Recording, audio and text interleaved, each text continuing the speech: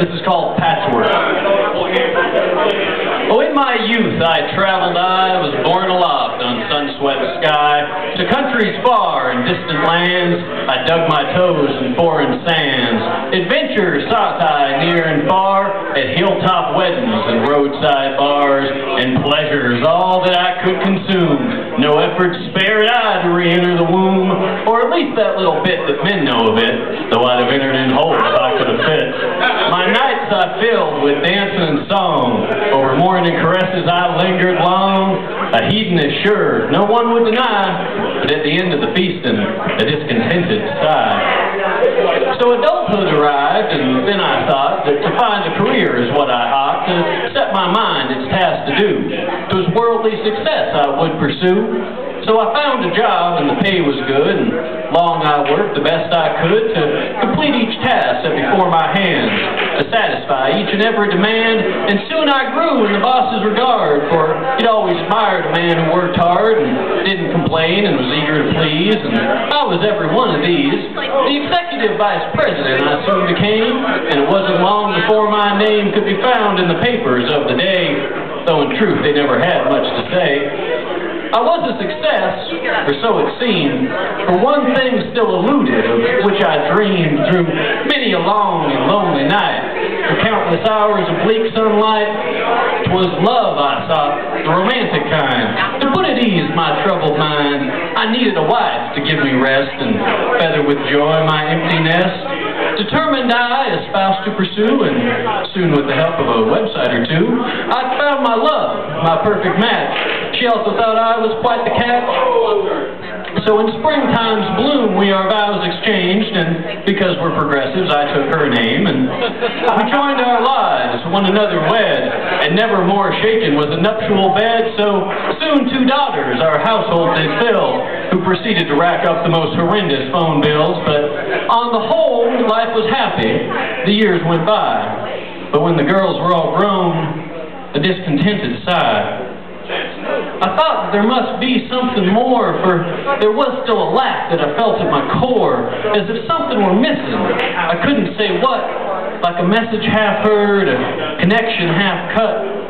I considered religion, the Christianity of my mother, but that seemed too superstitious, so I thought of my brother. Now, he was a Buddhist, and that was more to my liking, and he had Buddhist friends, and they were all into hiking, and I liked hiking too, so I decided to join them one fine afternoon as they climbed up a mountain, and he spoke to me on Dharma and the Eightfold Path, and right intention, right action, and all that jazz. They all seemed contented, and so I thought perhaps they had found that for which I sought.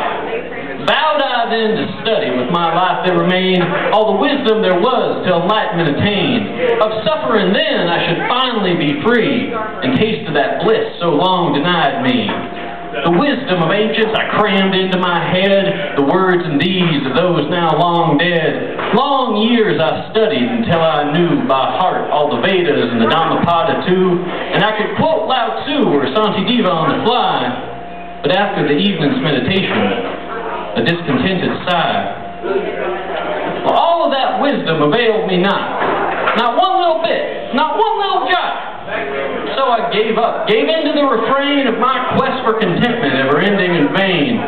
Why should I struggle and strive to be happy when no matter what I do, I always feel sort of crappy?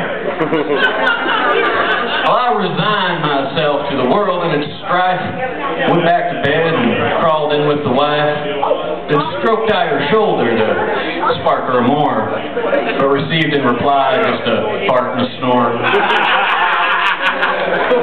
When I woke the next morning, much to my surprise, there was my eldest daughter before my sleep-weary eyes.